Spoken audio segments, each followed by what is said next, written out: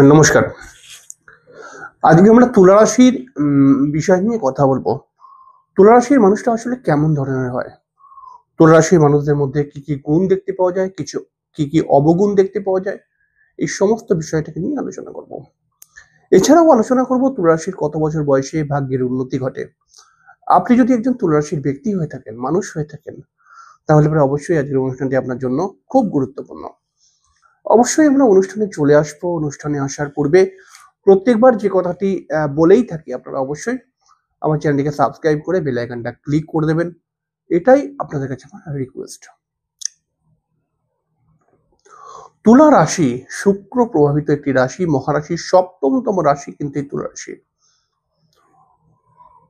তুলা রাশি যেহেতু একটি শুক্র প্রভাবিত রাশি, তাই বলাই যেতে পারে এই রাশির মানুষেরা যথেষ্ট বুদ্ধিমান, যথেষ্ট সত্যবাদী বা যথেষ্ট গান বাজনা প্রিয়, এন্টারটেনমেন্ট প্রিয় এবং যথেষ্ট ধরনের এই শুক্রের মধ্যে রয়েছে কিন্তু খুব কুইকলি যে কোনো বিষয়কে বোঝা, তা এরাও কিন্তু খুব তাড়াতাড়ি সমস্ত বিষয়কে বোঝার চেষ্টা করে।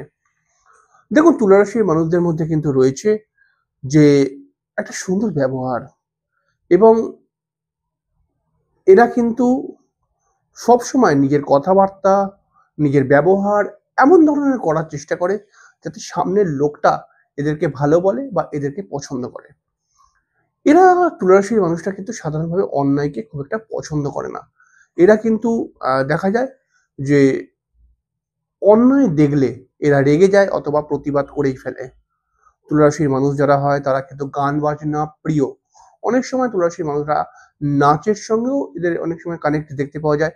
আর এছাড়াও তুলা রাশির মানুষরা কিন্তু কিছু শিখতে খুব আগ্রহী। মানে নতুন, নতুন কিছু শিখবো, সেইটার প্রতি কিন্তু একটা ঝোঁক রয়েছে। এছাড়াও তুলা রাশির মানুষদের মধ্যে তো একটা, সব মানুষ না হলেও বেশ কিছু মানুষের মধ্যে একটা আর্টিস্টিক লাইনের প্রতি ইন্টারেস্ট দেখতেই পাওয়া যায়। আর যদি ধরুন কোনো মানুষ আর্টিস্টিক লাইনের সঙ্গেও নেই কানেক্ট, কোনো মানুষ কোনো কিছু নতুন, নতুন শিখছে না, তাহলে আপনি ডেফিনিটলি দেখে রাখবেন তুলা রাশির মানুষ যারা হয় তারা বেশি মোবাইল ঘাঁটে। ঠিক আছে?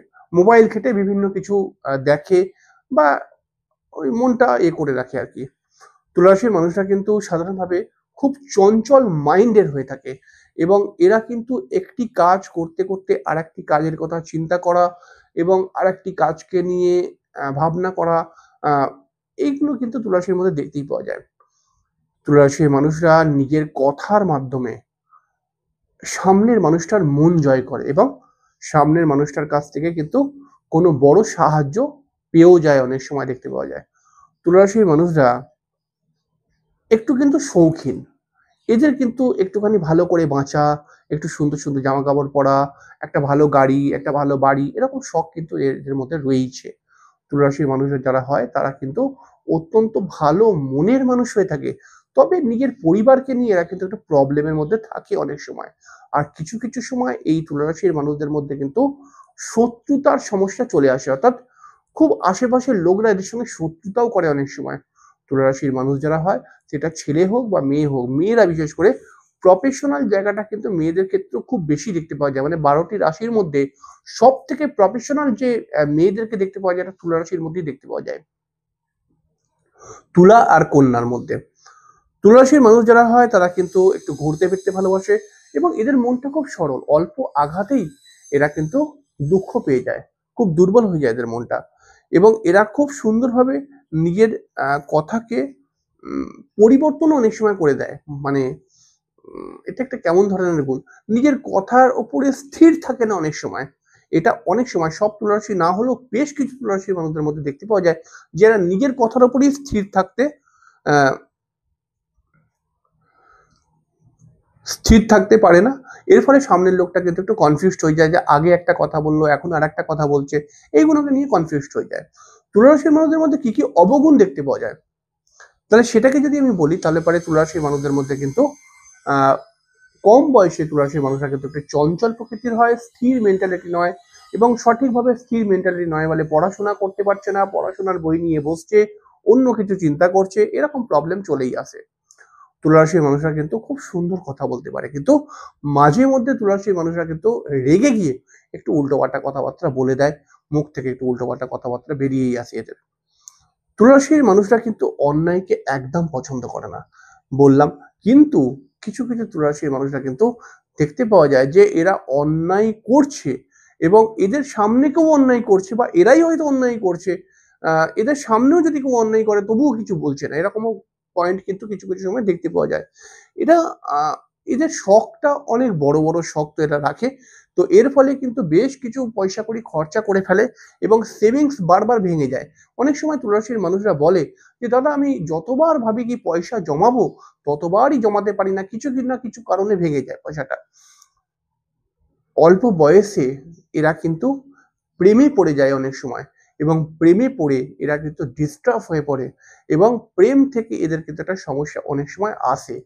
তুলা রাশির মানুষদের ক্ষেত্রে, বিশেষ করে তুলা রাশির মহিলাদের ক্ষেত্রে দেখতে পাওয়া যায় যে এই তুলা রাশির মহিলারা কিন্তু যথেষ্ট বুদ্ধিমান, যথেষ্ট এদের কম্পিউটার অনেক সময় সব নয়, বেশ কিছু তুলা রাশির মহিলাদের ক্ষেত্রে দেখতে পাওয়া গেছে যে কম্পিউটার, বিভিন্ন টেকনোলজি, সফটওয়্যার রিলেটেড কাজকর্মের সঙ্গে এরা যুক্ত থাকে।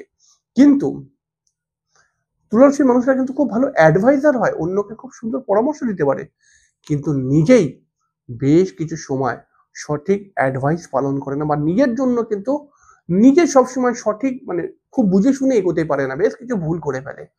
তুলা রাশির মানুষ যারা হয় তারা কিন্তু একটু উল্টোপাল্টা খাওয়া দাওয়া করে অনেক সময় দেখতে পাওয়া যায় এবং খাওয়া দাওয়ার জন্য এদের শারীরিক সমস্যাও ক্রিয়েট হয়ে যাচ্ছে।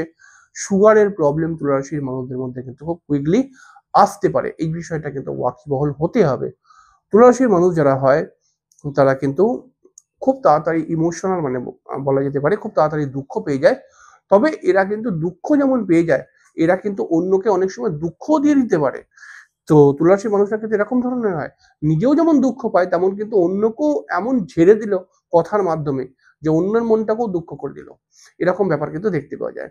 কিন্তু তুলা রাশির মানুষদেরকে যদি আমি বলি, তুলা রাশির মানুষরা কিন্তু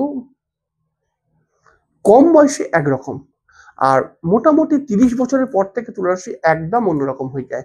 কম বয়সে একটু ঘোরাফেরা করা, একটু একটু বেশি এন্টারটেনমেন্ট, প্রেমের দিকে একটা ঝোঁক, পড়াশোনা ঠিক করে করছে না। কিন্তু 30 বছরের পর থেকে তুলা রাশি একদম পরিবর্তন হয়ে যায়, একদম শান্ত মেন্টালিটির, পরিবার প্রেমী, সবসময় পরিবারকে কিভাবে আমি মেনটেন করে জ্বালাবো এইসব চিন্তা ভাবনা করছে, এগুলো দেখতেই পাওয়া যায়।